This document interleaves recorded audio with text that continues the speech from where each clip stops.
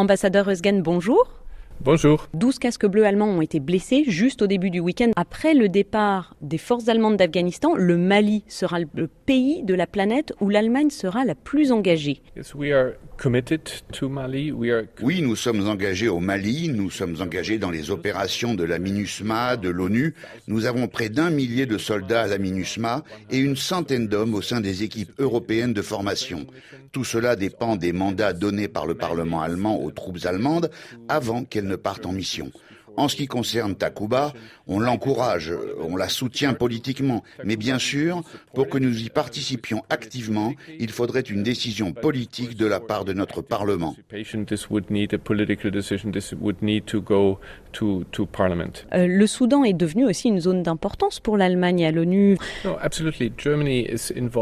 Absolument, l'Allemagne est impliquée au Soudan. Mais de manière générale, l'Allemagne est impliquée dans son voisinage et celui de l'Europe, car la stabilité des régions aux alentours est importante pour la stabilité européenne.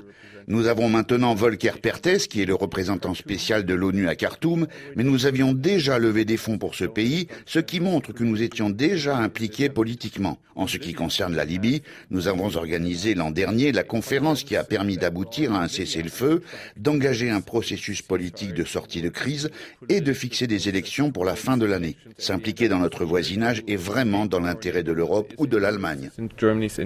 Enfin, vous êtes un fervent supporter d'une réforme du Conseil de sécurité. Les membres de l'Union africaine, eux, y seraient également favorables et aimeraient voir 2 sièges alloués au continent africain.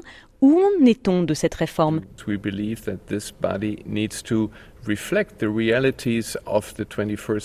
Nous croyons que cet organe de l'ONU a besoin de refléter la réalité du XXIe siècle. La dernière fois qu'il a été réformé, c'était dans les années 60. Depuis, le monde a changé. Sa légitimité dépend de sa composition. Et c'est pour cela que nous pensons que l'Afrique doit y être représentée par des membres permanents. Cette question a été à l'agenda de l'Assemblée générale depuis des décennies.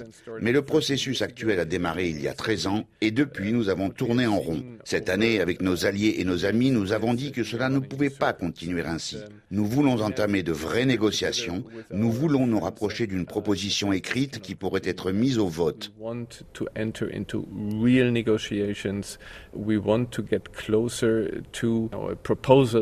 Les progrès que nous pensions pouvoir réaliser cette année ne seront finalement pas possibles. Malheureusement, des forces qui sont très satisfaites de ce statu quo, en particulier la Chine et la Russie, essaient de bloquer nos progrès.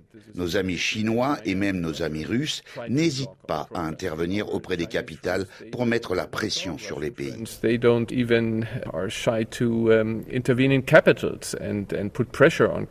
Ce n'est d'ailleurs pas la première fois que la Chine bloque toute velléité de discussion à propos d'un élargissement du Conseil. Il y a 7-8 ans, Pékin avait fait pression sur la Jamaïque pour enterrer l'affaire à l'Assemblée générale. Cette année, il semble que la Chine ait fait passer le message via des pays africains. Les Chinois font peser une énorme pression sur l'Afrique. Ce qu'on a vu se passer avec mon homologue jamaïcain que vous avez mentionné, on l'a vu se répéter avec notre collègue de Zambie et cette année avec celui de Sierra Leone. Un collègue africain m'a demandé « Christophe, peux-tu m'aider à faire descendre le gorille de 500 kilos qui s'agrippe à mon dos ?» La Chine pousse beaucoup et il faut surmonter cela. Mais on a vu aussi à l'Assemblée générale l'Afrique du Sud se lever et dire « Nous avons besoin de négociations sur le texte » ou le Nigeria qui a admis que l'harmonie ne serait peut-être pas possible et qu'on n'avait pas forcément besoin d'un consensus. Donc il y a des voix qui s'affermissent et disent « Nous voulons y aller ». Au sein de l'Assemblée générale, on a vu 2 années de suite de nombreux diplomates africains prendre position pour Pékin à chaque session sur les droits de l'homme concernant le Xinjiang, cette région du nord-ouest de la Chine. Ils ont tous lu des communiqués qui semblaient rédigés par la Chine elle-même même. Et cette année, c'est vous, l'Allemagne, qui avez emmené le groupe des 39 pays se disant inquiets de la situation des droits de l'homme au Xinjiang et à Hong Kong. Est-ce que cela est inquiétant de voir autant de pays africains se faire dicter leur conduite à l'ONU ? Je suis totalement contre ce chantage. Ils sont soumis à de fortes pressions venant de l'extérieur.